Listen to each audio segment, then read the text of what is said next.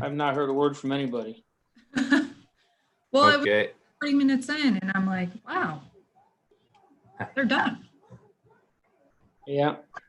All right. Morning, folks. Good morning. So I think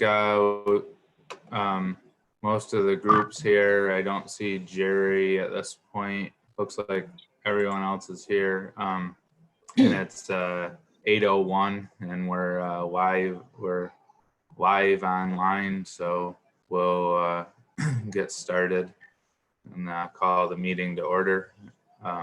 So today we actually have an annual meeting as well, but that'll be a separate session. So we'll go through our monthly meeting agenda that Brittany has here posted on the screen. And then we will close out of this meeting and open up our annual meeting.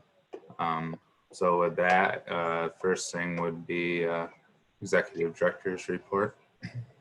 Yep, thank you very much. I did provide you all with my report for the past month. Joe, I am going to go through a lot of these in more detail throughout our meeting, so I don't really have anything new to share. Okay. Just on a bunch of these throughout our agenda. Okay, that sounds good. Any correspondence? Yep, so we have received Jared's official letter of resignation from our board. So we do have a board vacancy and we're going to start the process to start looking for another board member to get back up to our 7 board members. And I have spoke with Brian. We're going to do the process a little bit differently this time. If you guys have looked, if you looked at our Naturally Lewis website when we were posting the economic development specialist position, we're going to use that same platform, except it'll say volunteer, join our board. And we're going to have all interested applicants submit their resume and letter of interest. Or is it they submit a resume and letter of interest to the county typically, Joe? At least a letter of interest. Most often include a resume. Yeah. Okay. And then once someone submits into our website, we can have it emailed, notified to any email that we want. So that way we can kind of do a little bit better outreach to look for board members. In the past, the county has pretty much just only put it in the journal. Not really reaching a lot of people. So we're gonna just take this different approach utilizing our website and hopefully we'll get some good candidates. If you guys have anyone in mind who you feel would be a good fit, definitely encourage them to apply. So we'll do that hopefully this month. All right. Yeah, and we certainly thank Jared for his years of service and significant contributions to the board. As we all know, this is kind of a crazy time, and his obviously his business takes precedent over obligations like this, and so he's definitely been a huge contributor to the group for a long time, and but certainly understand that that is his livelihood takes precedent at this time, and he certainly expressed that he going forward he'd still he's still there for ideas and to bounce stuff off of, and he hopes to be involved in other ways in the future. So yeah, I think we'll do like a card or something from our board just to send it to him to thank him for his years of service. All right, so any other correspondence? Nope. Okay, so we'll move on. Fairly good list of items for approval today. Starting out, did everyone get a chance to review the minutes from the May meeting? Yep. Yes. Yes. Any questions there? Nope. Okay, a motion to approve. I'll make a motion to approve. Darlene. Ron second. Any discussion? All in favor? Aye. Aye. Aye. All right. And Joe, Yeah. Jared. Jerry just joining. Jared Hey, just- Jerry. Hey, Jerry, Perfect. welcome back. Good morning. Jerry, we were just getting started here. We just went through correspondence and approved the May meeting minutes. Okay.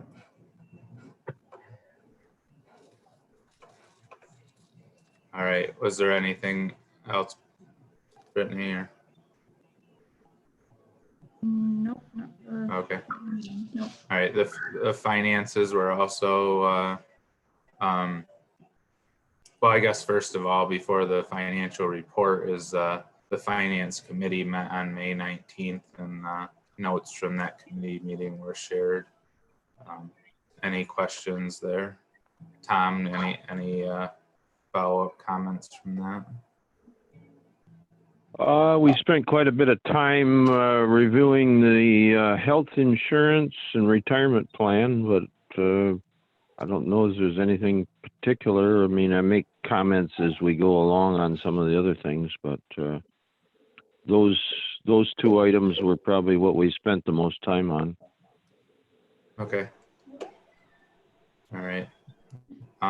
So April financials were sent out, Cheyenne.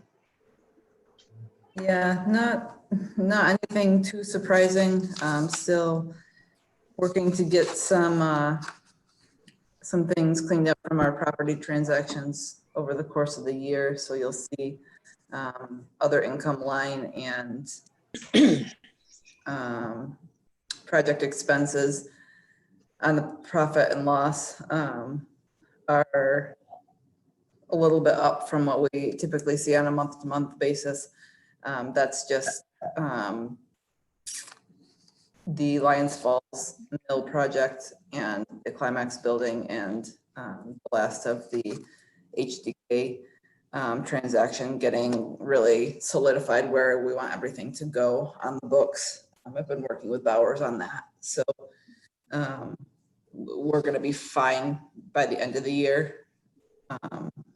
Our year end was just a few days ago, May 31st. So that's all going to be fine. It's just getting it right in the books. Any questions on that? No. On the balance sheet, no huge significant changes. We have seen the way the pilots come through. I mean, they come in from the people who hold the pilots and then we pay them right back out. So you see accounts receivable and accounts payable flex a little bit, and it doesn't always happen in the same month that we get the payment in and pay it out. So you see those flex a little bit on the balance sheet, but it's always a wash in the end. We keep hearing every day that our grant for this building is going to come through any day, but we haven't quite seen that yet. So unfortunately, that's dragging on into another fiscal year. And it'll be at least probably 6 months before we get the liability for the Lions Falls Mill line of credit cleaned up and up there, get that reimbursed.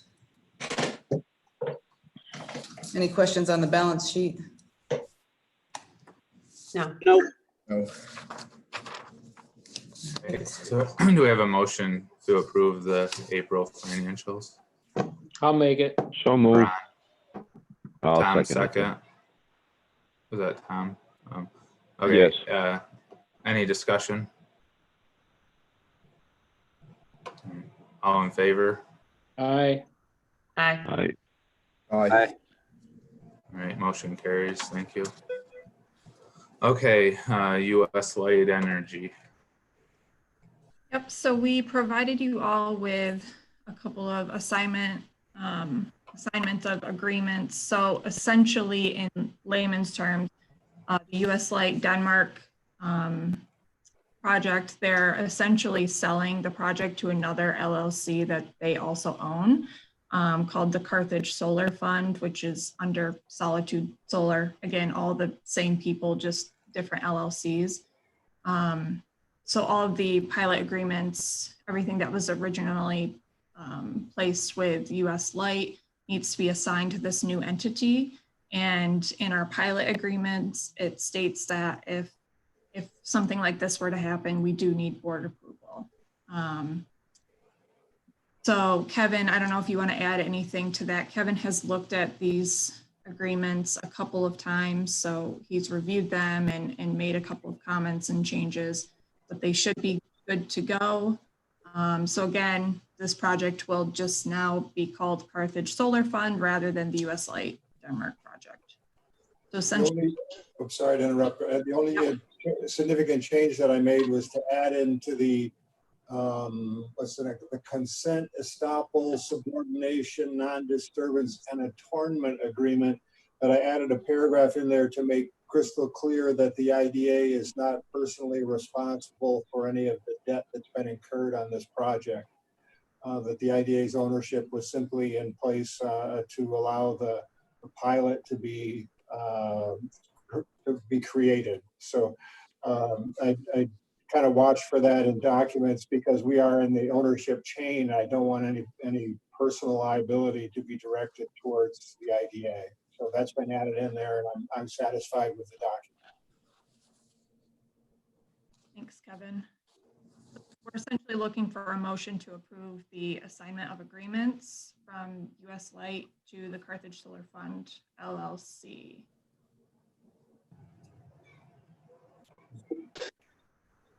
I'll move. Ron, okay. I'll Second, second. Jerry. Any discussion? Yeah, question for Kevin. Kevin, is there a layman's explanation why the individuals who are in one LLC and also in the second LLC would go through this process? They seem to be putting all of their solar projects in a separate LLC. So the US Light Energy, which I guess was Solitude Solar, is sort of the first one that they formed. And then as they get these projects up and completed, they're setting them all up in individual LLCs, so that well, it's sort of like the taxi cabs in New York City are all actually individual corporations, so the liability doesn't flow from one to another. Okay. All right, thank you. All right. All right, so all in favor? Aye. Aye. All right, motion carries, thank you. All right, so employee benefits policies. We're nearing the end of approving our new employee benefits. So at our finance committee meeting last month, we reviewed the retirement plan, the paid time off bank, the family and medical leave, and also the health insurance. We're still doing some research on the group health insurance policy. So hopefully we'll have that nailed down for approval at our July meeting. But for these three policies that we're looking for approval today, we provided those to you. Essentially, our retirement plan policy, that retirement plan has been in place for a few years now. The IDA started that plan, it was 2017, and I think I was the first employee to ever be a part of a retirement plan through the IDA. So we never really had a policy in place. It's just essentially a policy of the plan that has been happening and is in place currently. The paid time off bank, we decided to revamp how we do days off. So in the past employee handbook, it was essentially, 9 sick days, 10 vacation days, 3 personal days. And what we were finding is that, we use our vacation days, but we don't ever use our sick days. So and rather than really documenting whether you're out because you're sick or because you want a personal day or you're on vacation, we just said, just lump it all together into paid time off. You know, I don't really care why you're taking a day off. It just kind of deducts from this bank. So we worked with Heidi Lehman to set up that bank and how many hours accrue per pay period per employee based on the number of years that you've worked with IDA. And essentially the time that accrues, we can keep track of it in our QuickBooks, and so it'll easy to keep track of. And essentially, if someone needs a day off, you just deduct that time. So that's just kind of a more progressive way of providing that benefit to employees. Any questions on that policy? And correct me if I'm wrong, but it adds up to the similar time off that was already Yes. offered, correct? Yes. Yep. So we looked at what the days were for various people who've been working here for a number of years. And yeah, that time off is very similar. The number of hours is very similar, if not the same as what was already in our employee policy, but we just wanted to revamp it. Does that ever change over time? Like the more years you work? Yes. Yes. Yep. Let me see. We spent quite a bit of time on the finance committee discussing all these 3 different points and felt that this was a good way to go. So Yeah, it's essentially if you've worked less than 1 year and then it goes up. If you've worked 1 to 3 years, then it goes up 4 to 10 and then more than 10 years. That's fine. Okay. Brittany, the maximum accrual is like a rolling number, correct? So like it's not like at the end of a year you would potentially lose time. So I guess go ahead. Yeah, at the end of the year, if you haven't used some of your hours, I'm over, and then she has the maximum accrual. Yes. So is there anything, I didn't see where like how you are notified of, you know, is this something that appears on your weekly check with your PTO included in that, or are there like cards that are kept, or where's that data kept so that the employee would be aware that they're coming up on, you know, going over the 49.5 days if they've been there 10 years to know that? Yep. Shai, I know you've been looking into QuickBooks and how to, in our payroll and how to keep track of all that. Yeah, we can definitely, and I apologize, my internet keeps going out for a second. It definitely can accrue and we can deduct it in QuickBooks. I have to work on, and it's actually kind of nice that we're going to be working with an accounting firm for a couple months. So that maybe they can help me make it appear on a check or a pay stub so that it's more visible. I just wasn't sure of how employees are, you know, how they notify that they're taking the PTO and where that record is held. Right. Yeah, we will. Yeah, we'll that's have what our own. we've been kind of informal about in the past, but we may want to formalize that process a little bit. Yeah, and that's a big thing, is that it has been very informal in the past. So this is kind of streamlining that process, and we will have sort of internal process, you know, a form that an employee would fill out that tracks their days off or hours that they plan to take off. And hopefully we can find an effective way through the payroll on our QuickBooks to track that and show on each of their pay stubs biweekly. Very good, thank you. So definitely a work in progress. I think we need to kind of implement it to work out the kinks a little bit. So I'm a fan of the PTO model. I can tell you one of the shortcomings is around significant illness for an employee and having a short-term disability model to support time away. So, you know, somebody has, make 24 days in their PTO bank and breaks a leg and must be out of work for 7 weeks. So PTO time will cover, because it can be used for anything, half of that time away. So the question is there a short-term disability program that is offered as part of employment with the IDA?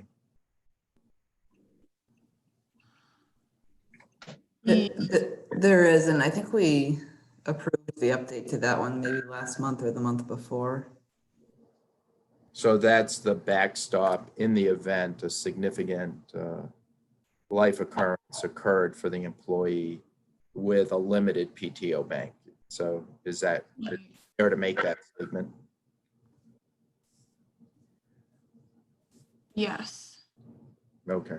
And So I'm a big fan of this approach, but that's the only thing I've seen over my career. PTO can sometimes create challenges for employees, but so I'm supportive. Thank you. okay.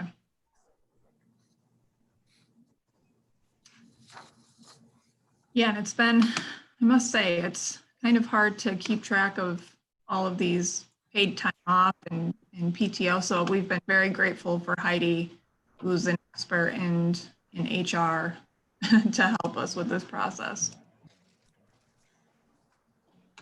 Okay, so then the last policy that we're looking for approval with is the family and medical leave policy. We talked about this policy quite a bit, and the finance committee is recommending exactly what is proposed in that policy. So with this, through New York State, we've opted into this policy. For example, maternity leave, 2020, the state covers up to 60% of salary for 10 weeks.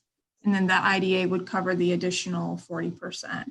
And then starting next year, it'll bump up to 12 weeks of that, except New York State covers 67%, and then the IDA would cover 34 or 33% of the employee salary.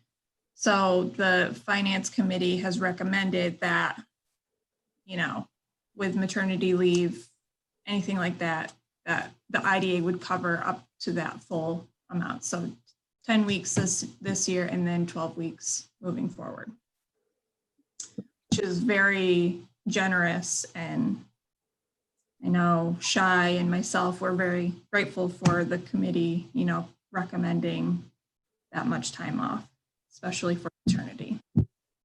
Definitely very appreciated. So any other questions on these policies?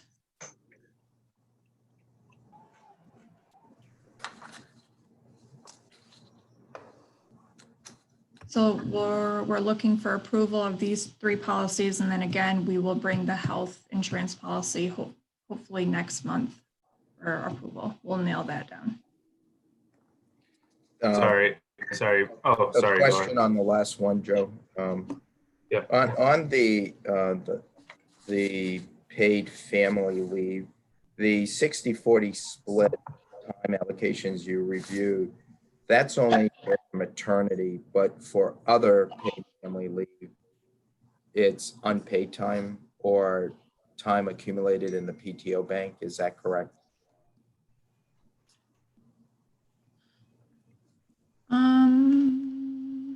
I thought qualifying events were, are these the qualifying events that apply to that policy, Brittany or Shai, the maternity and a family member? Yeah, so with the paid family leave, you can receive the paid time off for maternity, adoption, fostering a child, caring for a close relative with a serious health condition, or assist with family situations when a family member is deployed abroad or on active military. Is that related to the pandemic? That broad reflection of paid leave?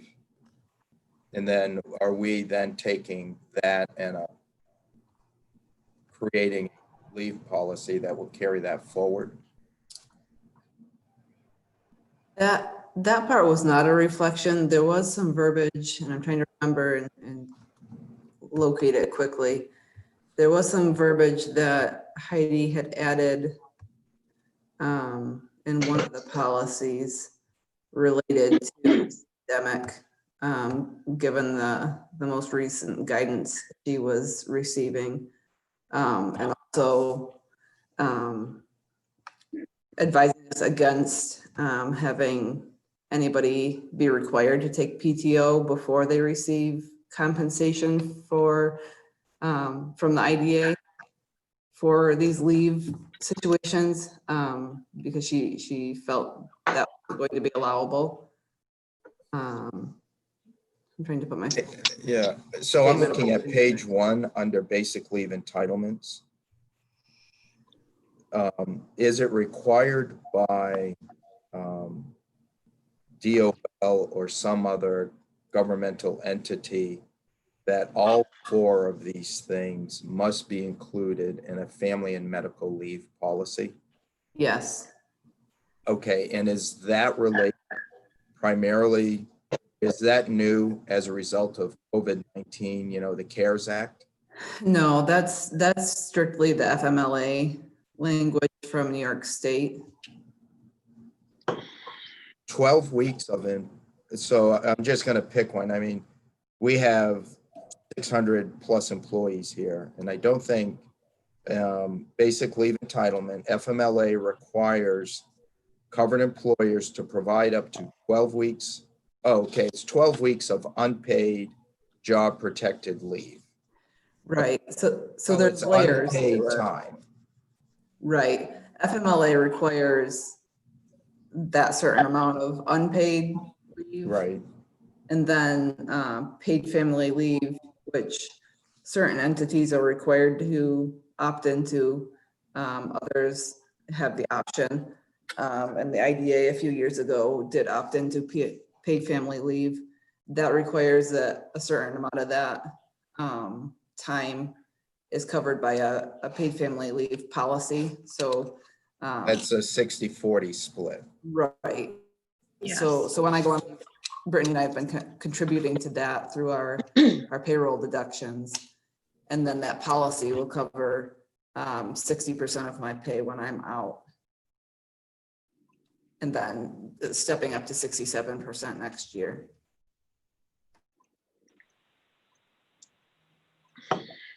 Okay, all right, thank you. Yeah. Yeah, that was as clear as mud. We've learned a lot about that in the past few months, trying to figure this policy out. Mhm. Yeah, it's been interesting. Well, thank you guys in the work with Heidi to do that and get some more clarity around this as we've had staff changes and hopefully staff growth here. And so do we need to do these on an individual, Brittany, a motion for each of? I have one question, Joe. Okay, yeah, Ron. Go ahead. I'm just curious, I don't know if I heard this or not, but what happens in the event that an individual doesn't use all the time they have available? There is a maximum, so there is a max, they can carry over from 1 year to the next, but if they reach it over a period of years, if they reach a maximum accrual, then they would, if they reach their anniversary date, they would lose time above that maximum amount. You know, based on the idea of trying to encourage employees to use their space, their time out better and utilize it, as well as you know, the financial liability to the IDA if an employee were to leave and we had to pay out for their accrued time. So. Oh, okay, that, that sounds good. I just want, I know where I worked for a long, long time that you either used it or you lost it in the same fiscal year. I'm not suggesting you do that, but I think you got it covered, it sounds like.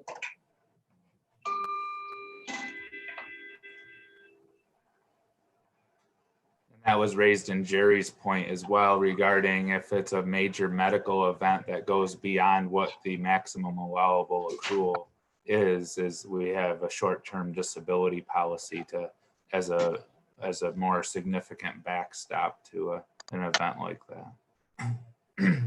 So. Okay, I'm good. And I think to the previous question, in the past couple months, we have approved these in groupings, if you're comfortable with that. Okay. I would make Yeah, a as long motion as- to carry the slate of 3 policies for approval. Thank you, Jerry. Do we have a second? I'll second it. Darlene, any discussion? All in favor? All right, Aye. Aye. Motion carries. All right, thank you.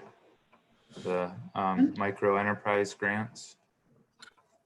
Yes, so we're finally moving forward with a couple more applications with this grant. So just as a reminder to everyone, this funding, it's CDBG Community Development Block Grant funding. That was, we received this funding as a grant. Lewis County was the applicant. The IDA is the subrecipient of these funds, meaning we administer the program on behalf of the county. We received 200,000 in the original grant. 30,000 of that is program administration funds. So that's money that comes directly to us to help pay for administering this program. So essentially, 170 of that 200,000 are used for grants, and the target audience for these grants are micro enterprises of 5 or fewer employees, including the owner. The owners must be considered low to moderate income based on the New York State income guidelines, or if they're not low to moderate income, they must be creating a full-time job to be made available to a low to moderate income individual. Previously, we have approved 2 grants, one for Tug Hill Artisan Roasters and one for Osceola Ski and Sports for equipment. So these next 2 grant proposals that have come in, we've reviewed them we've reviewed them 3 times already. So we go through an initial review between Cheyenne and I. We bring it to a program advisory committee to go through and score the application. So in the documents that I provided you, the score sheet is what we do in the program advisory committee. And then it goes on to a grant committee, essentially our loan committee that we have already established through the IDA, to review the score and recommend official approval. So then now at the IDA meeting, we will do that official approval of these 2 applications. So the 2 applications that we received, one is for Black River Valley Natural. They're asking for $34,650 in grant funds to purchase a cream separator and 2 storage tanks, essentially, to help increase their capacity. Just a little background on their business. COVID-19 has treated Black River Valley Natural very well. He made this statement a couple weeks ago that his business operations have grown by 600%. That's what he stated in an email to me. And it's been really interesting to see the transition of their business over time. They started, we're going to create our own products. We're going to buy local milk at a higher price, which they're still doing, but their model has really changed. They're co-manufacturing products for other farms. So any of the bottled milk that you see out there. It's being bottled at Black River. So these tanks and the cream separator will allow them to expand their product line and increase their capacity so that they can take on new co-manufacturing clients, which they already have a waiting list for. And then the Cummings cream line milk application, they are a client of the Munns. So they bottled their milk at Black River Valley Natural. This was a good move for them because they were able to establish their product, establish their market, and they are another business that they have a little farm stand right at their farm, and that has taken off tremendously because of COVID. They cannot keep their milk on the shelf. So they have always wanted to move their processing back onto the farm. So even though Black River Valley Natural is expanding, they are very much in favor and okay with Cummings Creamline taking their smaller processing and moving it back onto the farm. They have their market established, and that'll make room for farms who are willing to pay more to utilize their facility to create their own products. Any questions on those two applications? I personally am pretty familiar with both of these outfits, and I'm about 100% in favor of it. But I do have one question. I would assume that the equipment for Black River Valley Natural is used. I mean, those appear to be used prices, which is fine because the life expectancy of these tanks is probably 30 years or better. So. Yep, he was looking to purchase used, and it doesn't really matter as long as this is a reimbursement grant, so they have to either put down a down payment or buy the equipment, and then they provide us with the receipt, or and then we go through the whole process to get those funds from the state. Yeah. Essentially, with me and the IDA, we're just a pass-through entity for these funds. And we have to get rid of these funds by December. So we're not really looking for the funds, just we have to make sure that we're administering a quality program. We're keeping track of everything that happens. There's a lot of state forms that need to be filled out. There's a very lengthy process, tedious process to actually get these funds. So we want to ensure that we're approving projects that we know are going to be successful. And we've utilized both our small business loan committee as well as a committee specifically set up for this grant process with external stakeholders to review and score these applications. So they have been vetted by both the committee specific to this grant program and our small business loan committee. And that's where these scoring sheets came from. I would just say, there's always a little bit of a concern as consumer buying habits maybe settle back down or, shift back, that some of this gain may be lost. But I will say in both cases, these businesses were on a good trajectory before the pandemic. And while there could be some expectation that there's a bit of a backslide as buying habits maybe return to pre-pandemic levels, the trajectory they were on before all of this was still positive and still working towards these goals.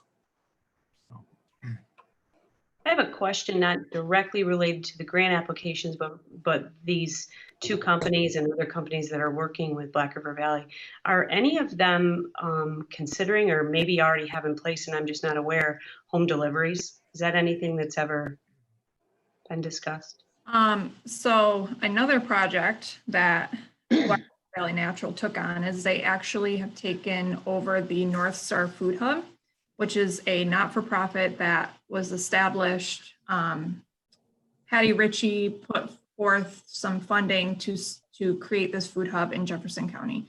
Their intent was to find that private entity to manage and run the food hub. So they've taken that on. So you can see that they are extremely busy. And the food hub is, it covers 4 counties. So Lewis, Jefferson, St. Lawrence, and Oswego counties. One thing that Bethany just launched is an online portal where consumers, anyone can go on and purchase whatever local products are currently available. And I'm not sure if they're doing direct like home deliveries, but it'll kind of be like a CSA model where they'll probably have like a drop-off location and then people can come pick up their products there. No? Okay. Thanks. Shai is going to join us up here because their internet's being weird. So that's a new initiative that they're taking on. As far as like milk deliveries, I mean, that would be very nostalgic and I think would go over really well. I don't think maybe they're thinking about it for the future, but it's not something that's been on our radar. Thank you. Yeah. I have a question and it's one I should probably know, but I'm not linking dots right now. I'm looking at the Black River Valley matrix, and in the first box, second to the last sentence, it makes reference to LMI. What does that stand for? Sorry, low to moderate income. Okay, and in the box SBDC is the last sentence. That is the Small Business Development Center. So along with the criteria, the qualifications that I listed in the beginning. So for example, James and Bethany are not considered low to moderate income, but they will be creating a new job to be made available to a low to moderate income individual. Okay. And then they also have to go through an entrepreneurial training course. And we partner with the SBDC because they're already offering that course. So James is going, and unfortunately since COVID, he's gonna sit down with them and have a consult to kind of go over those modules as part of his, the criteria that he needs to. Where is the center located? It's at JCC, Jefferson Community College. And it has responsibilities for Jefferson and Lewis County. Yep. So we have Sarah O'Connell, she's our liaison who works with Lewis County businesses. They've been very, very helpful, really great resource to us just in general. All right, thank you. Yep. Brittany, this is Kevin. Are you going to be entering into contracts with these people to make sure that there's certain record keeping requirements and job creation requirements and a clawback if they don't meet these criteria? Is that right? Yeah.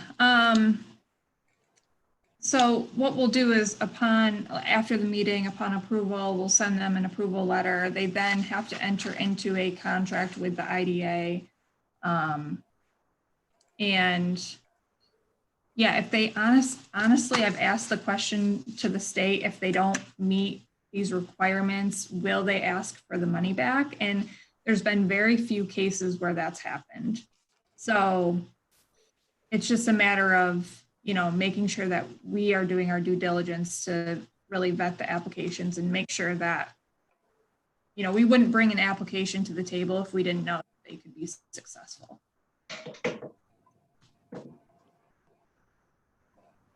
We do have a model contract for that does require them to meet certain criteria, and if they don't, then it's a default under it. Theoretically, they could have to pay the grant back. Yes. And again, right, to Brittany's point, to do our due diligence, and it really becomes a state, since we're essentially a pass-through for the funding, it really becomes it's the state's money at the end of the day, so. Right, yep. But that's a good point. And we have already paid out of this loan fund, correct, Brittany? So we've had we've had successful applicants that we've already entered into agreements with and paid out of this grant fund. So this would be another installment of that. As Brittany said, essentially we have a certain amount of time to deliver these funds to successful applicants. So. All right, so if there's no other questions, then I assume we need a separate motion for each of these. Yep. I would go ahead and make a motion that we accept the Black River Valley Natural one. Second. Ron, second. Any discussion? All in favor? All right. All right. Everyone was in favor. Motion carries. Now for the Cummings Creamline Milk. I move it forward. Jerry, second. Tom, any discussion? All in favor? All right. All right. Aye. That was everyone. All right. Motion carries. Thank you. All right. Moving on to the last item for approval of the uniform tax exempt policy. So we were hoping that we would have something for approval today. And by approval, we mean with our Utep, we do, whenever we revise our uniform tax exemption policy, we need to send it out to all taxing jurisdictions for review. So we were going to try and we put it on the agenda in hopes that we would receive some guidance before the meeting to make that approval, but we do need to take another month to do a little bit more research. So the Utep policy that we did provide you, we reviewed the governance a few months back. However, we have been waiting on guidance, and we've been in a number of discussions with Joe Scott from Hodgson Russ, because we've been trying to figure out commercial solar pilots, our process, our procedures, and then how it relates to trying to make the Community Economic Development Fund work. We did have a conversation with Joe yesterday. Kevin was on the call, Joe was on the call. And the more we have these discussions, the more we need to look into that and do a little bit more research. So Joe did provide us sample verbiage to insert into this policy in regard to commercial solar pilots and how it relates to host agreements, et cetera, et cetera. Joe, I don't know if we want to wait until governance this month to really dive into. Yeah, because sorry to interrupt, but no, go ahead. I yesterday, Joe Scott was still going to review a few things for us. So I think it's probably premature to dive too much into it today until we hear back from him with these, hopefully a couple final things. So. Yep.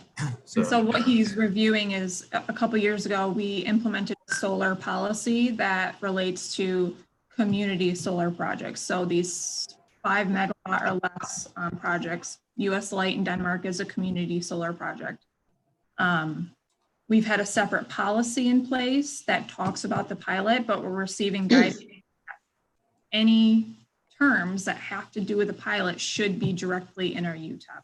So like I stated, he has the commercial solar suggested verbiage to put into this UTEP. He's going to look at our previous solar policy in regards to community solar projects and then give us a recommendation of what to put in our UTEP in regards to those projects.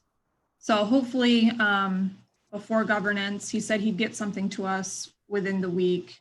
We'll be able to review those. And then hopefully at our next meeting, we'll approve the draft UTEP, send it out to the taxing jurisdictions, wait for any feedback from them, and then do the final approval of this policy. Been a lot of information gathering and trying to figure out, you know, the process and procedure, and especially trying to figure out what we can and can't do in regards to the Community Economic Development Fund. So we'll get into all of that at our committee meetings this month.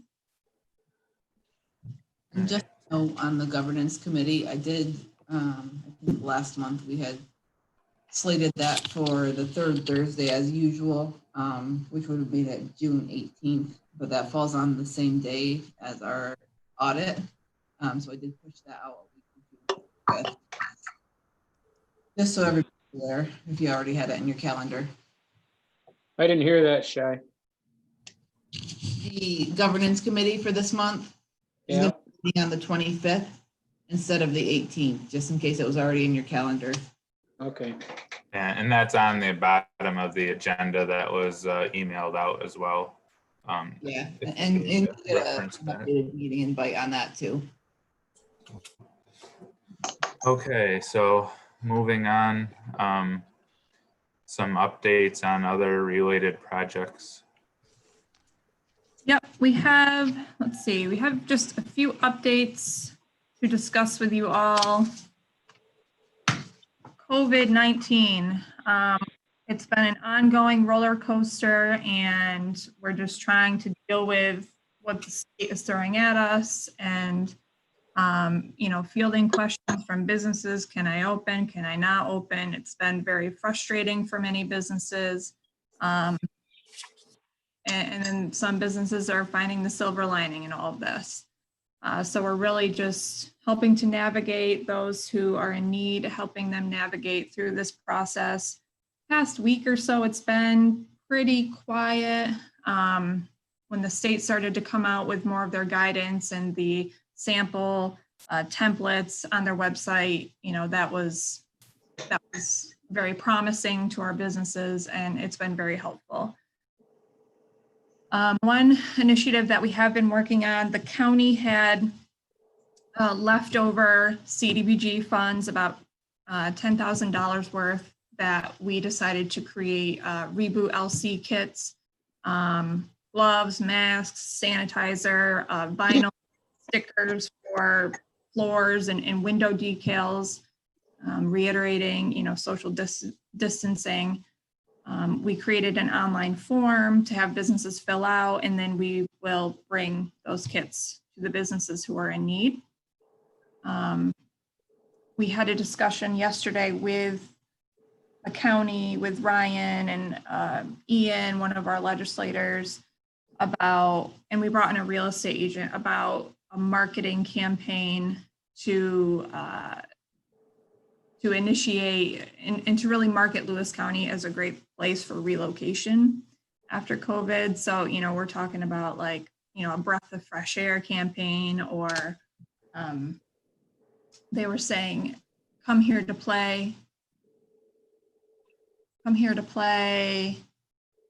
and stay, something like that. Just really focusing on our, you know, open housing stock and land. We're hearing from real estate agents that camp and land sales are like skyrocketing right now. So there's people from Long Island and New Jersey who are like, I'm not spending money on my vacations this year, so I'm going to take that money and put a down payment on a camp on Branningham Lake. So that's been interesting to talk to them, real estate agents, about those types of things. Many of you heard, and I'm sure you've heard, that restaurants can now implement outdoor seating. So we're also talking with the Village of Lowville for restaurants that don't have the ability to implement outdoor seating. Can we do makeshift outdoor seating? Can we shut down a street and put picnic tables? Can we close off parking spots and put picnic tables? So that's an ongoing discussion. And the website platform that we approved through Coughlin is currently in development. They're making good progress, and hopefully within the next week or so, they will bring on a kind of a guinea pig to test that platform. So as usual, it's been pretty crazy, and we're just riding this roller coaster. Any questions or comments on that? Yeah, I guess thank you for that update. I think the biggest challenge we'll face in the short term is the ability to test individuals and have rapid results. Right now, the state has identified a number of mandates, but have not identified the funding associated with the testing. And there is a state lab, but I can tell you we're being overwhelmed. We've ordered a new analyzer that arrived on Tuesday, but the reagents that allow for a 30-minute turnaround time won't be here until July. But we still have to send it out to an independent lab. Let me backtrack a little bit. We'll be able to turn those tests around in 30 minutes, but our cost right now will be somewhere between $50 and $75. So we clearly, as a small rural health system, are going to be unable to meet the needs of the local business community, because we're barely meeting the need of the DOH executive order around testing nursing home staff ×2 weekly. And we're on a trajectory right now to spend $2.6 million for this weekly testing, which is completely outside of the budget, and the DOH is not willing to fund this unfunded mandate. I think the hurdle to the business community will be getting their employees tested and having a vehicle, one, to be tested, to get results, and then who will pay for it. And I think, there will have to be some messaging that the business owner will have to be prepared to pay for these exams or these studies. Do you envision this slowing things down? Potentially. Right now, if we're totally honest, the only reason Lewis County is meeting its requirement for testing is because of the tests we're doing on the nursing home employees. We are doing essentially just shy of 500 tests a week. So we're doing 2,000 tests a month. That allows us to meet the 810 requirements for the county. And so the testing requirements are not really doing what was intended, right? A broad sampling of the community, and in this case, the community would be the county. We keep testing the same people over and over, which are the nursing home employees, which does get added to our count. So there's no science that supports doing that, by the way. We are looking at getting the antibody test, and so that's the blood draw where you can test if any antibodies are in a person's system. We do not have that yet, and that's the test, by the way. There's a lot of question around the FDA approval process and whether or not the tests are accurate, so still a lot of work there. I only mention this from the perspective of, I know places that cut hair, they're required, I think, to be tested. Is it once every 2 weeks? Is that the expectation for the hair salons? Yeah, I know. So how do they get tested? Right. And I think that's the failure in the phase 2 right now, being able to test employees of businesses, have it be work workable. Now, you're not having, th- you're not having any trouble getting the test. Because that was big. Yeah, we have enough, well, it's really the testing kits.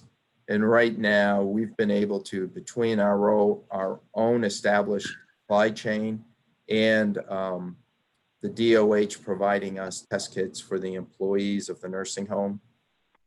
I think for the first time this week, the number of tests provided to us equaled the number of tests we were performing.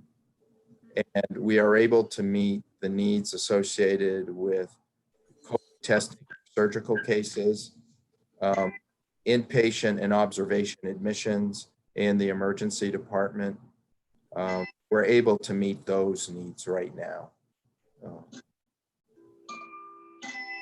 Interesting. I'd like to say that I think the county owes Jerry and Ryan a real debt of gratitude for their leadership through this COVID problem. Agreed.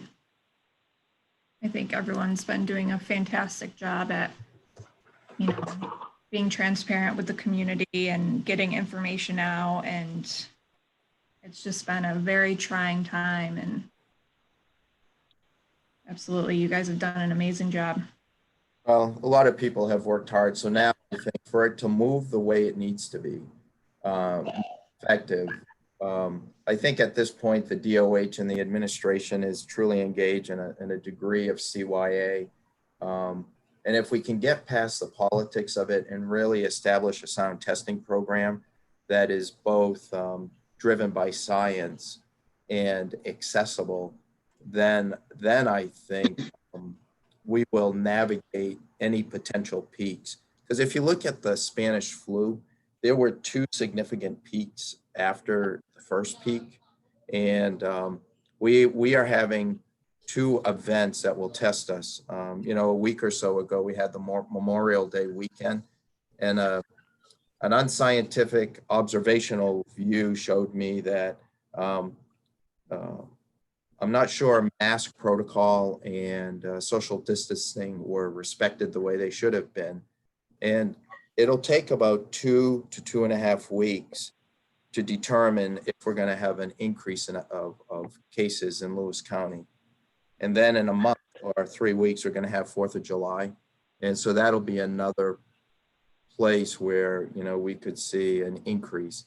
If we get through those 2 holidays, I think we should feel pretty good that we have a good handle on this and we shouldn't backtrack locally. So those are 2 key periods we'll have to bird dog.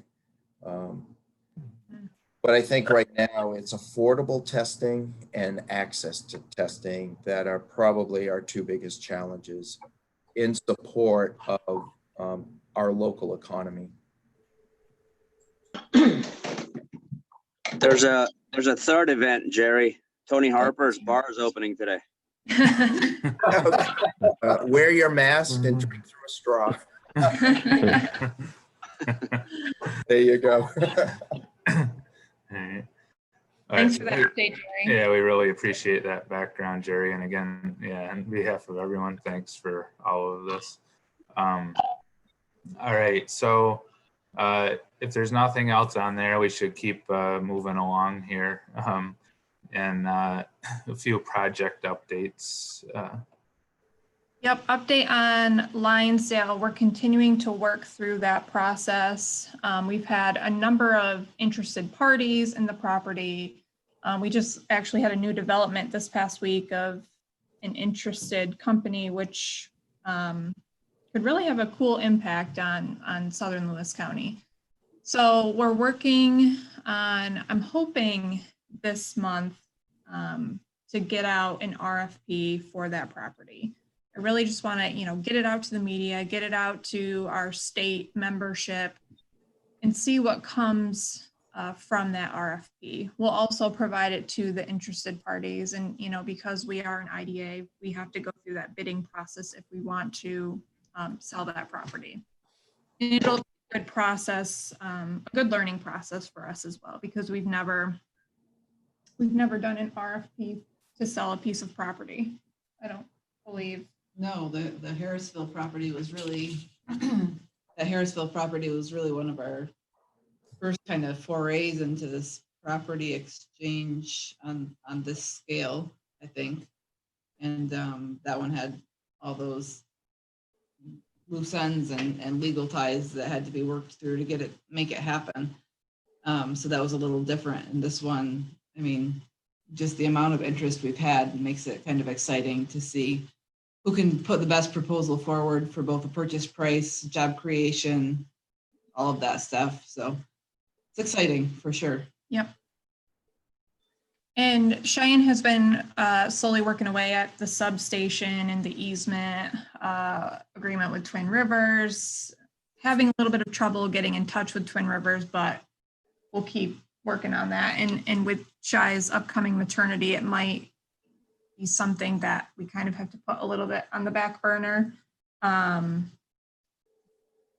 she's also been working with a neighboring property owner on solar. So there's a number of moving parts here, and we're just kind of slowly ticking away at them. Yeah, the substation would be, so far, nobody who's interested in the actual property is interested in the substation. So that definitely paves the way for that potential large scale solar project to tap into that substation and not have a conflict with what we're trying to do to get the property back on the tax roll. So I think it'd be a huge win. We just have to make sure we're plugging away at it at a pace that we can get it done correctly. Mm-hmm. And we'll keep you all updated on that process.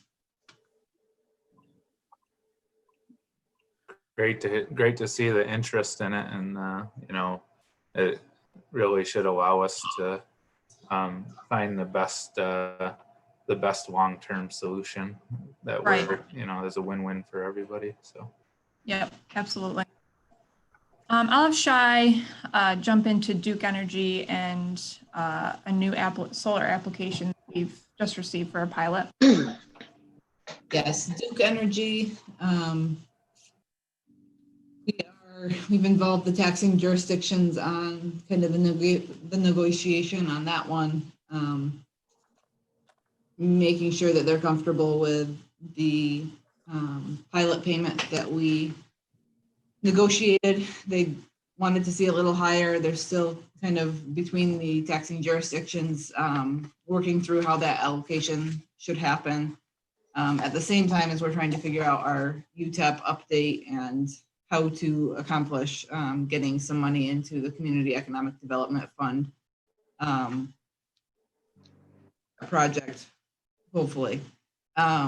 So lots to still be working out on that. Duke has raised their negotiation up to $4,250 per megawatt. So that's an increase. Taxing jurisdictions would like to see 5,000, but we don't see a lot to support that on this size project. So I'm waiting on feedback there. I'm also waiting on feedback from the taxing jurisdictions. I kind of challenged them to tell us what they're doing to help their local economy on some of these renewable projects where it's not a big influx of jobs.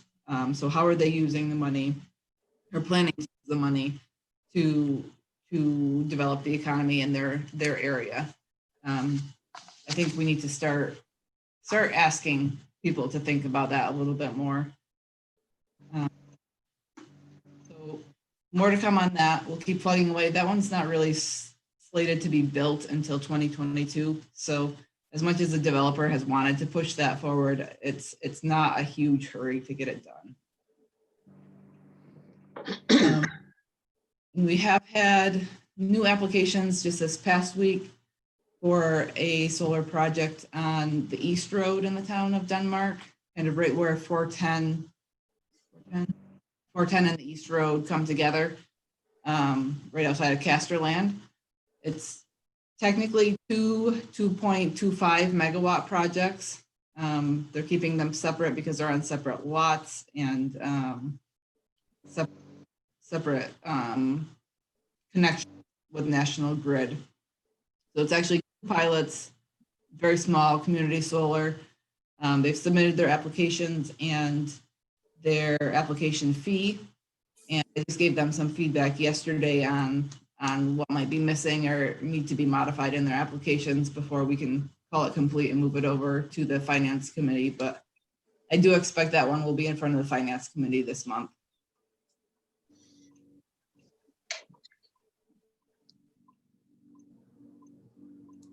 Any questions on those?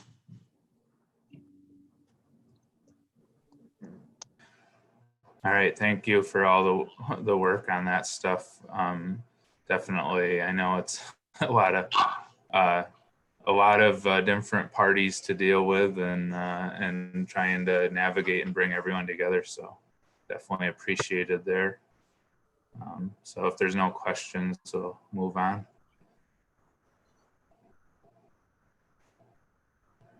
So economic development specialist position, or I put that we had 33 applicants, but there were a couple that somehow submitted twice, but we do have 31 applicants, which was a really great response.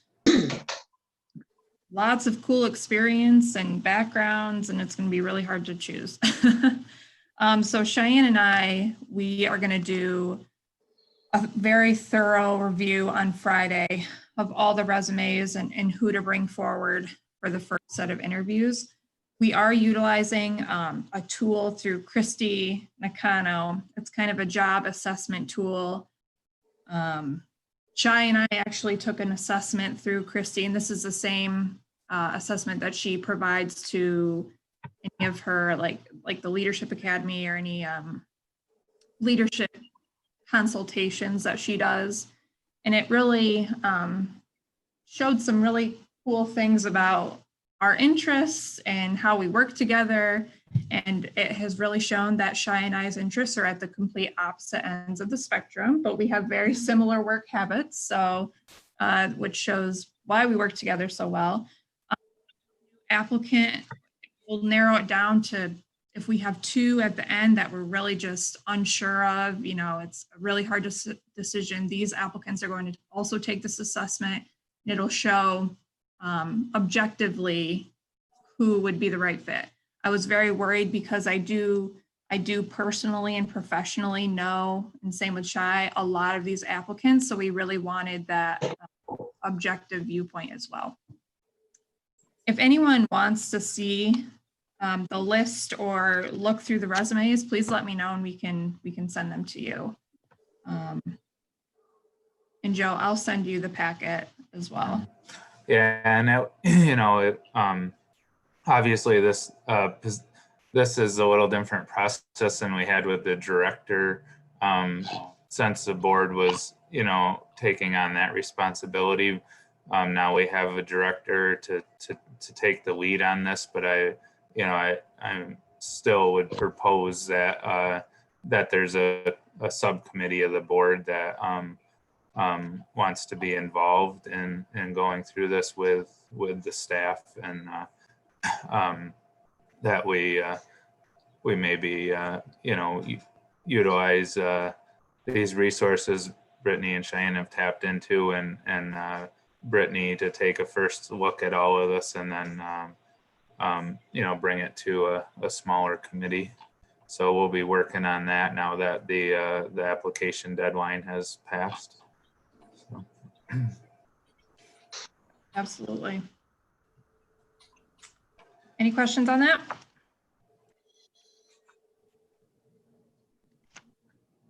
Okay. Next. And Jen, I guess one question, but it's not specific to the development specialist, but to the workforce. So clearly you two work for the IDA. Who else works for the IDA at the moment? Just us.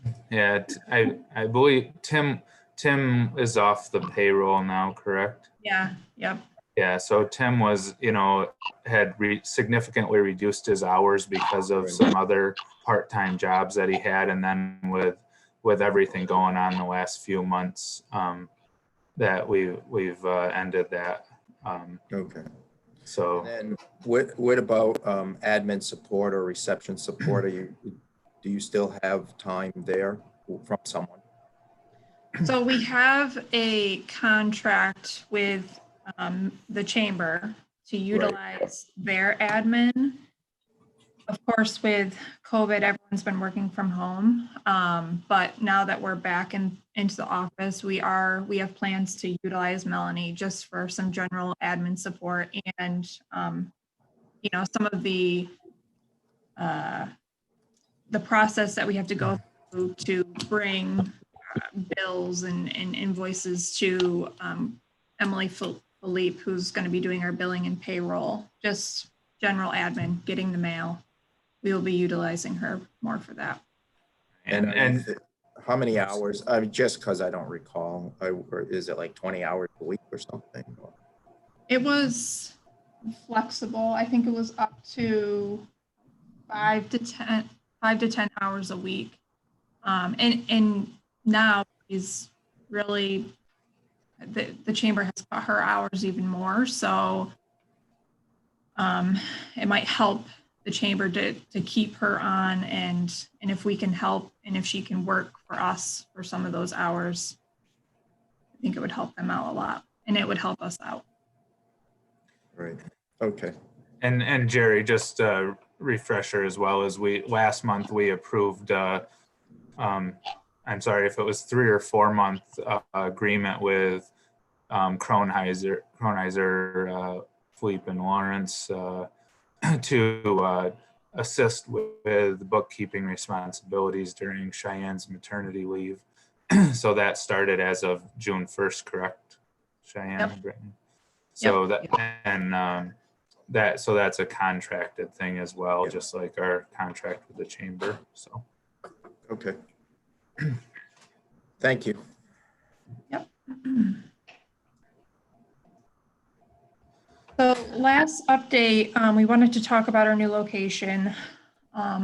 Among all of these other changes that are happening currently, you think about our new location, we have to be out of here by October. So Shai and I, and we've discussed this with the finance committee. Yes, finance committee. We have looked at a number of locations throughout the village. There really is not a lot out there. We plan and intend to move with the chamber. It's been a really good partnership. It's been really great being in the same location as them. It makes sense. So we want to continue that. So the location that we're leaning towards more is the TJ's Barbecue location on Shady Ave and the Interior Outfitters location. So even though they kind of look like they're separate buildings, they are connected in the back. And Jeff Buckingham, who is the owner, intends to be out of there within the next few months. A downfall with this location is that we would have to invest a little bit of money into some renovations. So how we're thinking, and we still need to kind of lay it out on a map, utilizing the TJ's Barbecue side as our main entrance for economic development in the chamber. And then utilizing the Interior Outfitter space. It's a big, wide open space, creating some makeshift walls, putting a makeshift conference room, some makeshift offices. If we want to take on a few more entrepreneurs as co-workers, utilizing a co-working space, we can essentially still create the vision that we had for this building in that building. And just, sorry, Brittany, but just to clarify, because we've talked about this building in the past, it is for sale, but at this point, this would be a lease agreement with the potential option to buy down the road. So we're not talking about actually purchasing this building immediately. The concept would be more to lease it initially because we have a hard date that we have to be out of our current space, and then reassess, because before COVID-19, we were looking at buying a new space, and we just feel at this point it's more prudent to because we have this hard deadline to move, that we find something to lease. And if it's something that we could potentially buy in the future, avoiding yet another move, that is potentially even better. So sorry, I just wanted to clarify that. So. Have we, Oh. when we were talking about it before, one of the things we had talked about was some sort of engineering review of the building. Did that happen? We had, Yeah, I'm pretty concerned over the condition of the outfitters building. The other building, I think, is fairly structurally sound, but so outfit. when we've talked with Jeff, he said he would be willing to sell just the TJ's barbecue side, and we've been very interested. So the building that TJ's barbecue is connected to, we've called it the Hershey building, which used to be the old Hershey accounting firm. It's been vacant. The family is working through some things to get that ready to put it on the market. So we wouldn't, you're right, Tom, we would not want to invest much money into the outfitter building because of the structural issues. But if we were to, lease it just for now until that other half of the building became available, then we could potentially purchase the TJ's barbecue and the old accounting firm as one building, and then grow from there. I think that would be a much better plan. Yes, yeah. The outfitter space would essentially just be like makeshift space for now. Mhm.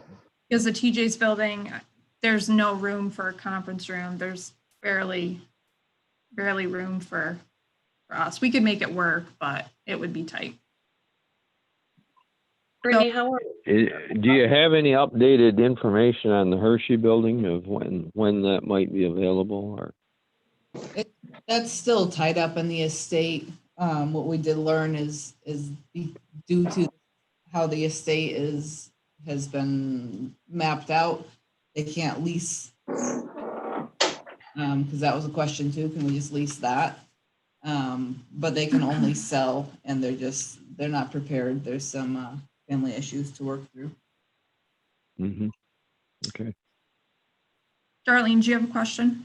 Yeah, my question is regarding how any of the potential upgrades, necessary upgrades, are they addressed in the lease agreement in that it would affect the lease cost, or are they, do they have to be approved by the owner or anything like that?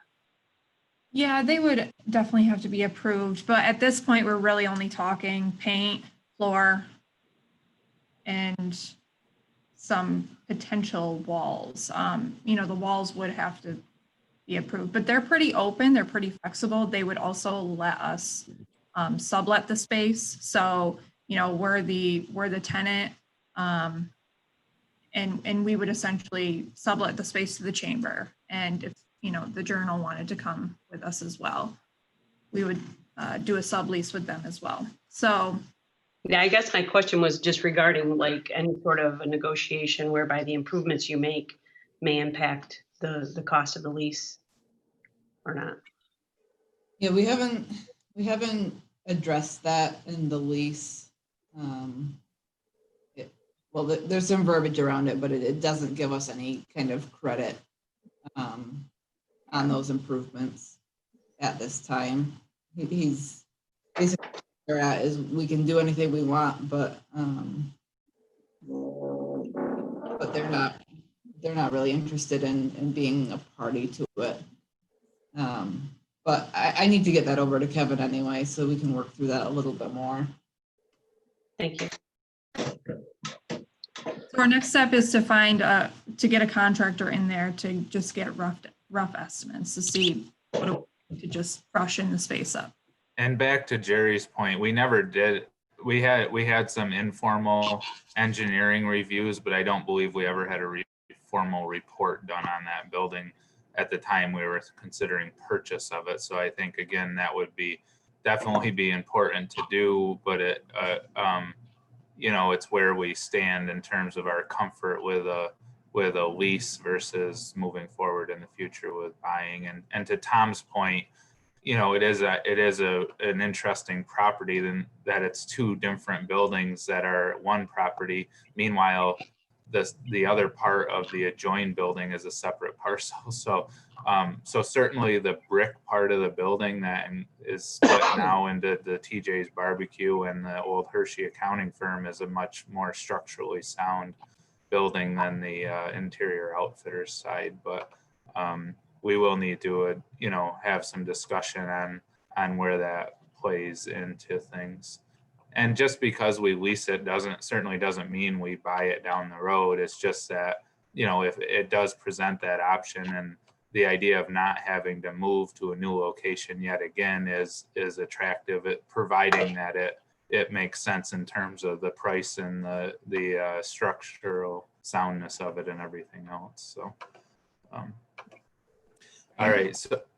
So this is good discussion, but I just want to make sure we're on time because we still have to do our official annual meeting portion of this. So if there's any other points there, and then quickly, and then we should move on.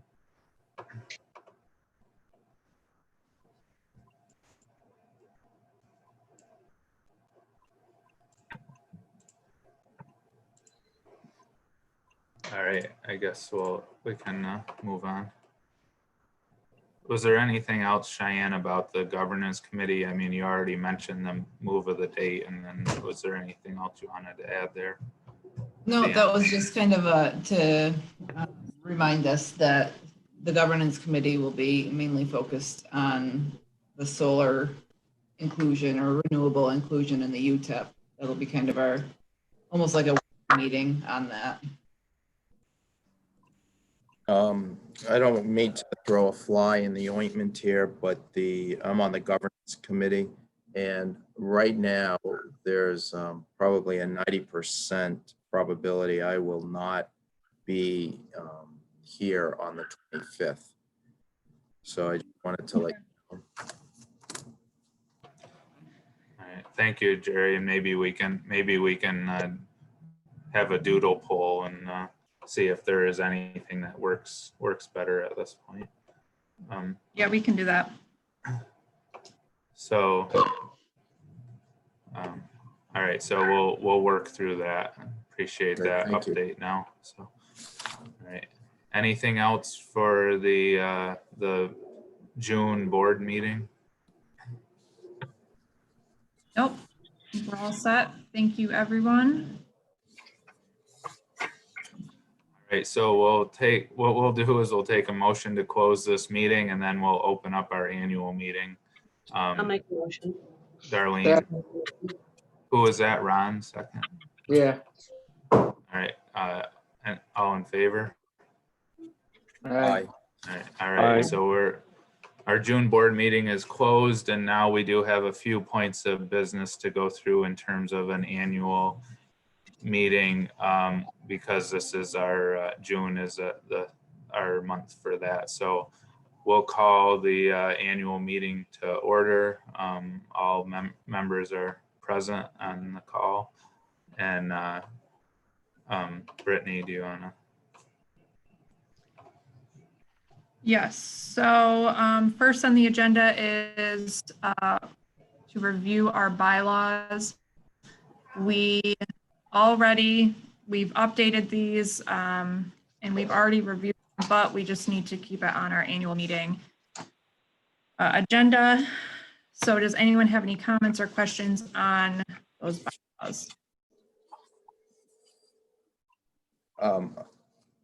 I would just like that. I think the work on the bylaws over the last year has been productive. I think the governance committee with staff, particularly in many of our meetings in 2019, spent time on these. So I think I would view these as reflective of sort of updated bylaws and do reflect how we are conducting ourselves, and want to compliment team for working through that with us.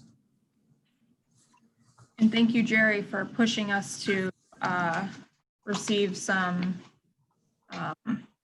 expert advice. Barclay Damon was really helpful, and just they took out a lot of just stuff that wasn't really necessary.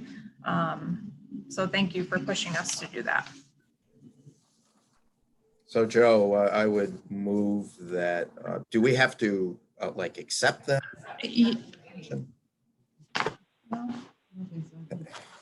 Or is it Actually, just no, an you just have acknowledgement to- of review? You I do think- not have to accept them, you just have to review them annually. So Yep. only when there's a change made does there have to be some formal action taken. And we have approved the changes that were made. So this Yep. this is a review of the document, but it's been relatively recently updated and approved. So, Yep. Right. all right. Okay, perfect. All right, so the next thing would be appointment of officers. Jared was our vice chair, and with his resignation, we do need a nomination there. And then we had made a change in the past year to appoint Cheyenne as our secretary treasurer. So unless someone else has a different proposal there, we would continue with that. We will hear nominations for the for both. Sorry, I don't mean to be presumptive. No one told me they wanted my job, so you're still welcome to it if you want it, but I don't mean to be presumptive about that. So the slate would be chair, vice chair, and the secretary treasurer position. If we'll have any, and you can self-nominate as well. So.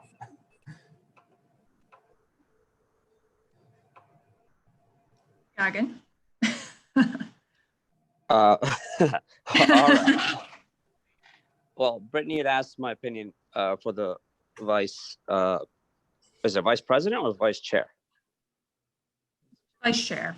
Vice Okay, chair. so the vice chair. And personally, I think I don't have enough time on the board to do that. But then again, when I look at, we have so many new members. So if everybody else thinks that's a decent and prudent decision, I really don't have a problem taking that role. I'm in favor. So just to clarify, does anyone else want to nominate for the chair position? I would move that we, the secretary pass one ballot for this slate of officers with Joe as chairman and Gagan as vice chairman and Cheyenne as the secretary treasurer.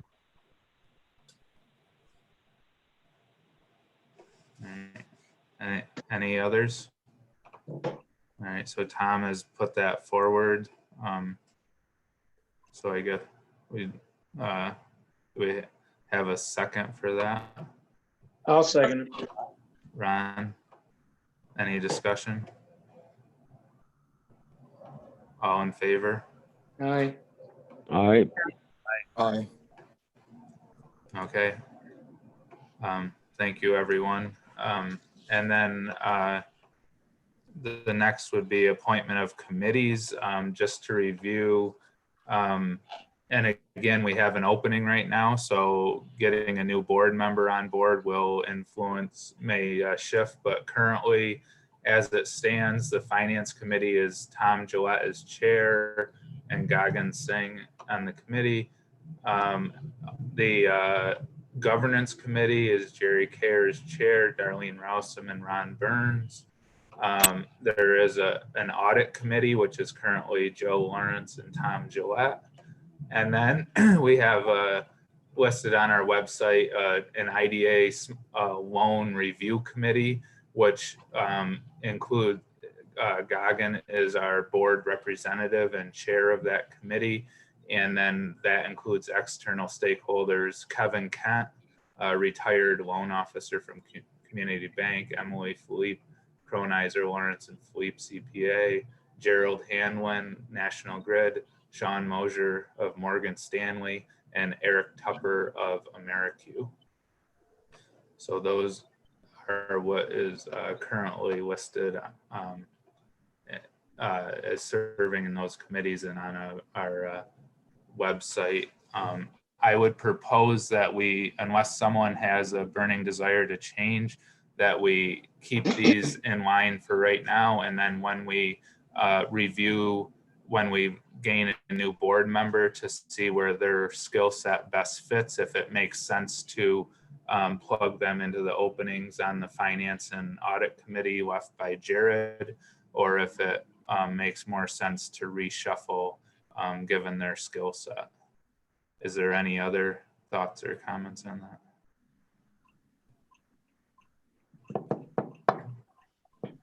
So Joe, I would bring forward a motion that the secretary cast single vote carrying the slate of individuals in their respective assignments that you just reviewed with us. Thank you, Jerry. So, and I'd second that. Tom, okay. And all in favor? Aye. I, All right, motion carries. Thank you. All right. The next item is authorized check signers. Again, that was myself and Jared and Brittany.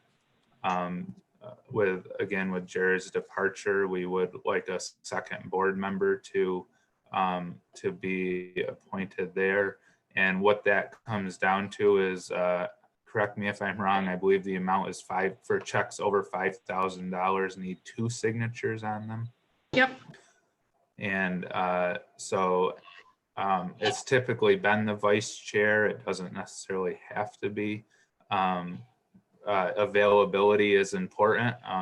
Typically it's not a big deal, but every once in a while there is a need for something to be signed where some availability to be able to stop into the office and do that is important. So I think if Goggin's working right in town at Key, that's easy access if Joe can't make it in, or I can't make it out to Joe.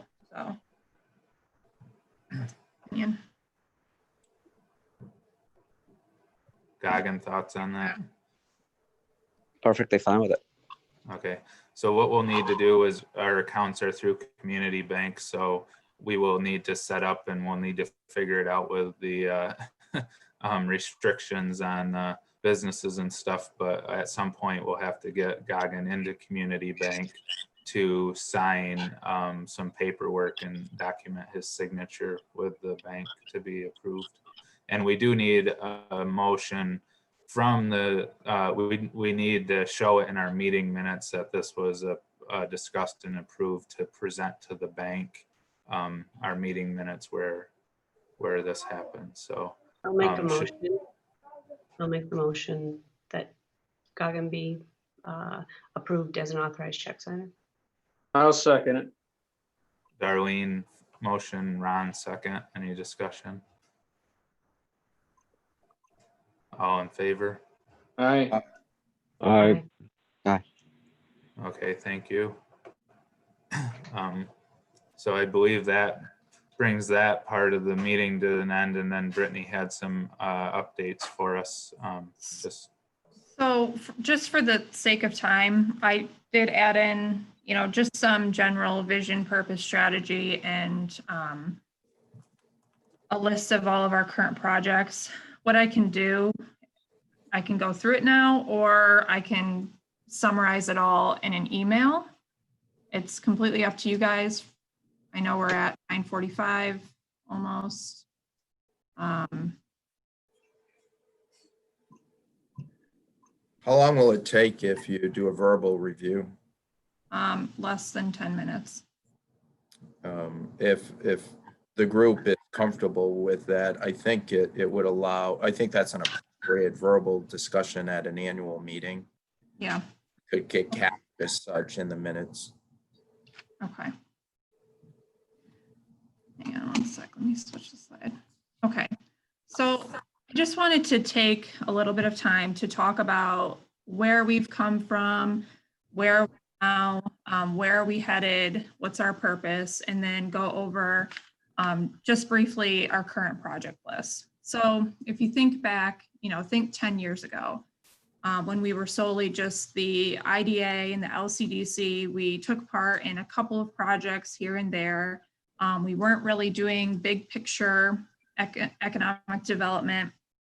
And the IDA just really wasn't that engaged in community development and economic development. So fast forward to now, thanks to the board and how our board has pushed us to do more, we've been more actively engaged in various types of projects, not just pilots, not just waiting for pilots to come knocking at our door.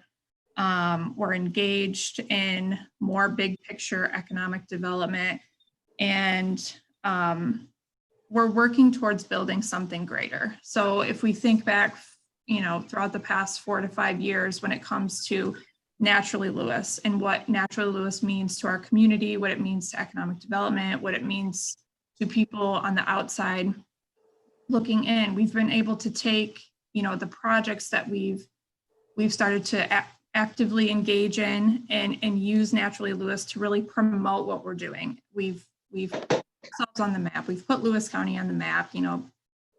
Colleagues from across the state are recognizing what we're doing. They're recognizing Naturally Lewis. Neighboring communities are telling us how they aspire to be like Naturally Lewis.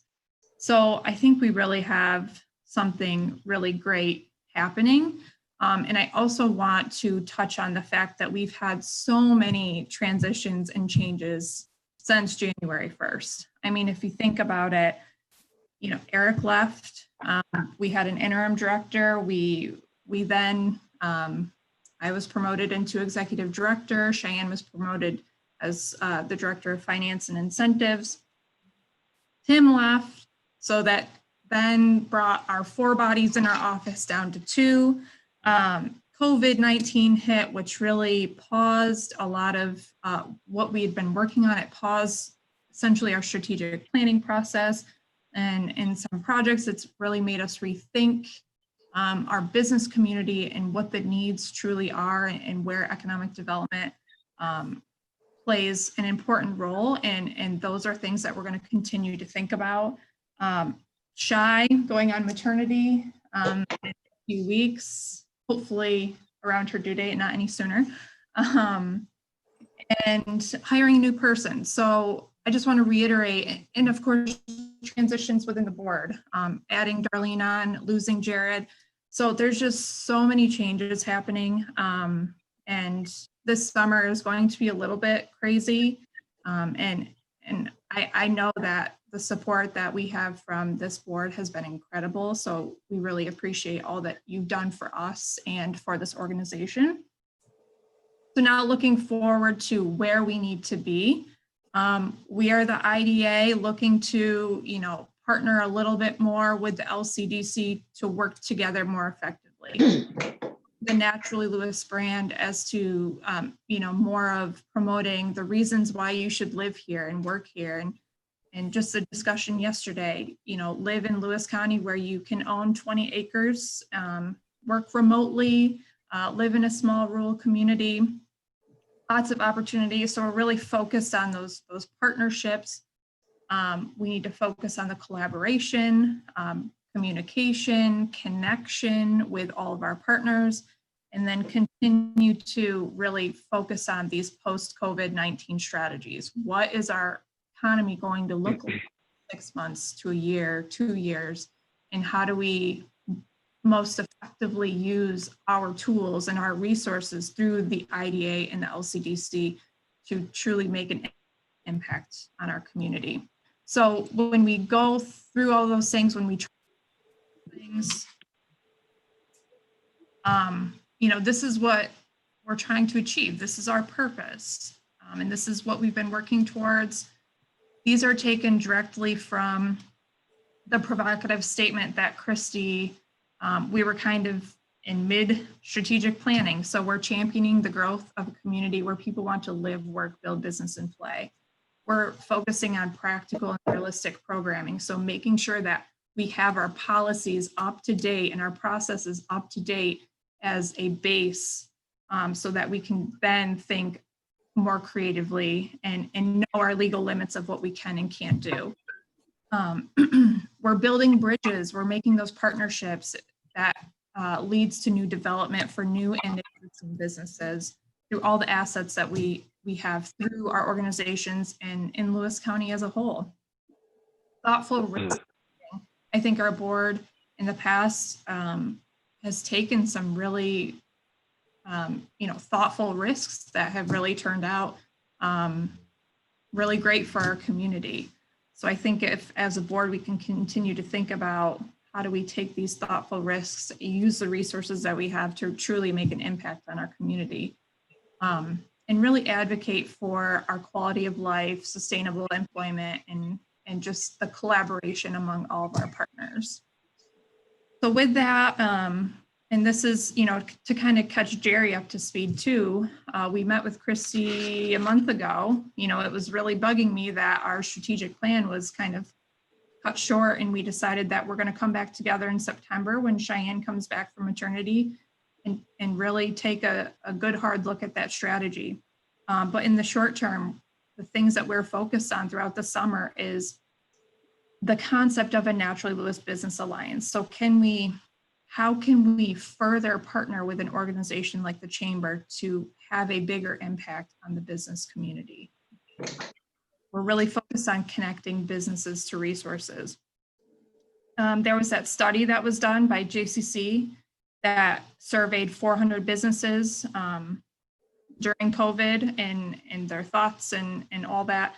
I think it was like 70% of the businesses had no idea about economic development or IDA programs. So we still have a lot of work to do to just market what's available to businesses. Focus on promoting local foods, our quality of life, focus on creative funding. So again, like I said earlier, making sure our policies and processes are updated so that we can think more creatively in what we can and can't do with our funds, all while focusing on IDA compliance and projects. So we certainly have a lot of things going on, a lot of moving parts. Promoting Cheyenne to Director of Finance and Incentives was probably the best thing we could have ever done, because we wouldn't be able to do big picture economic development if it weren't for Cheyenne, who's really keeping track of all of the pilots and a lot of the IDA things. So, thank you to our board again for everything you've done for our organization and for believing in us and working towards this purpose and these goals together. And then just to finish, this is, and I can send this to you all. This is just an overview of just current IDA projects. I don't think we've ever really shared this with our board. We currently have 12 pilots. We have 4 in progress pilots, soon to be 6 with new applications, 7 loans, 3 sale leasebacks, 1 building lease, 1 building mortgage, and we've been a part of 4 property transactions in the last fiscal year. So a lot going on, a lot of work to be done. This is really just the beginning of great things that will happen. So anyone have any comments or questions on that, on any of that? I would say that I'm impressed with your PR. You have your ad on the website and on the radio, and can't hardly go 10 minutes before they run one of your ads on the radio. So I think you're getting the word out pretty well. I'm glad to hear that people are hearing them, and I think that was one of the things with COVID is like, okay, we really need to do local marketing to find those businesses that they might think like, oh, we're just a small entrepreneur, we can't work with the IDA. Well, absolutely, you're a part of the big picture. So we want to know that you're out there. We want to work with you. So good overview. And I think it's been an interesting time. So if you can indulge me with 1 minute of getting into the weeds. On our agenda, a suggestion would be to publish our vision and purpose statements with each agenda. And I like it.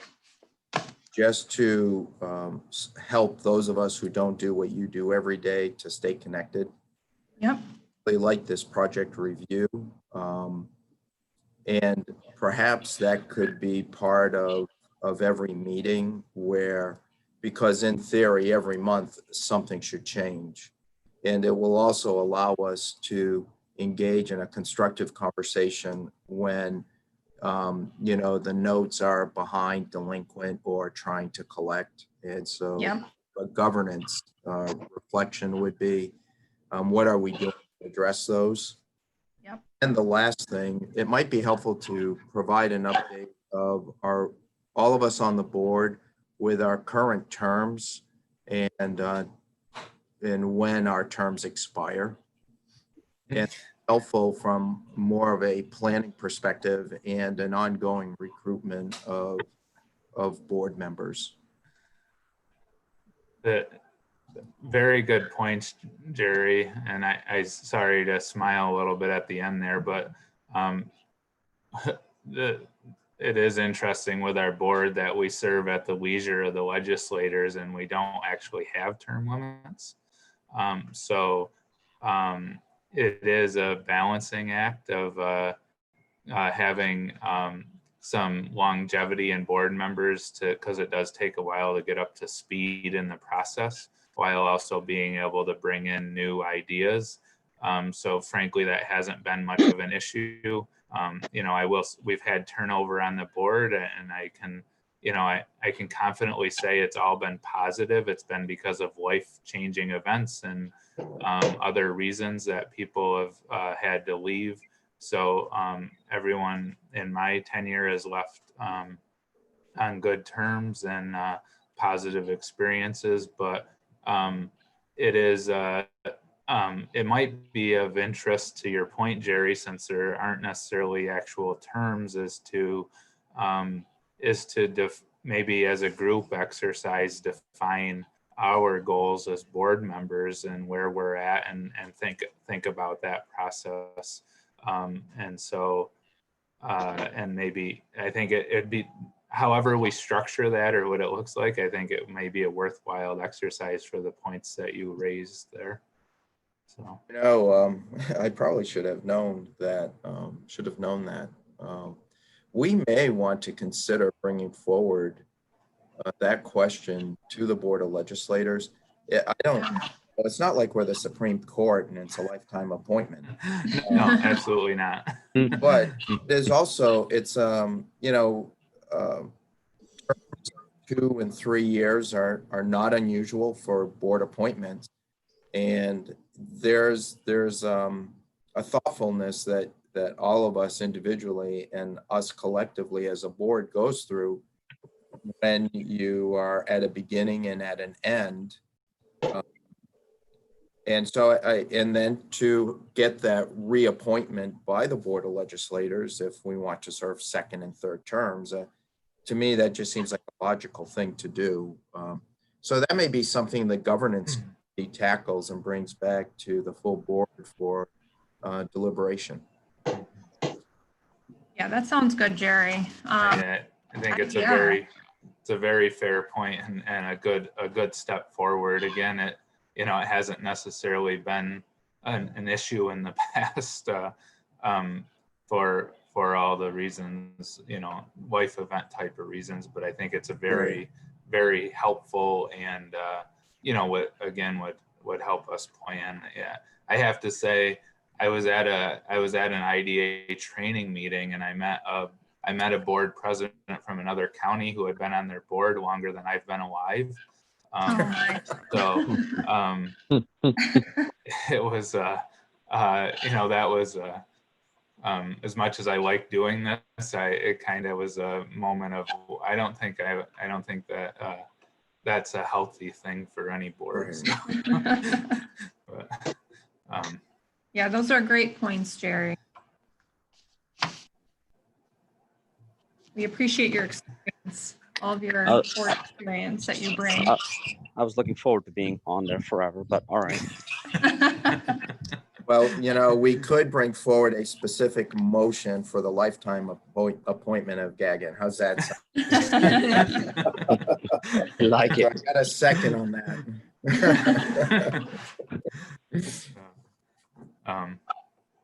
All right, well, that was, yeah, thank you very much for that, Brittany, and very good suggestions from Jerry in terms of, you know, some things to add to the monthly meeting and looking at the board structure a little bit. And yeah, I would echo Tom's comments. I believe it was Tom, you know, on how, you know, the progressive and visible things have been. And, you know, I do think, right, one of the things, as we all know, especially with the disruptions that have happened, is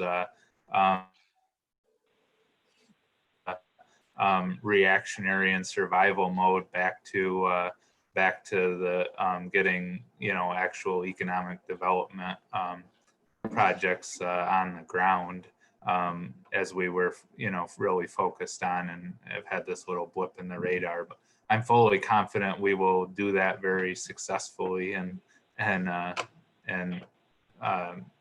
refocus on that. But it is it will be a test and a time of transition to get back to the bigger focus. So. Yep. Anything else? All we have. All Thank right. you everyone for your time today. All right. So do we need a motion to, Yep. Yeah. all right, I'd move,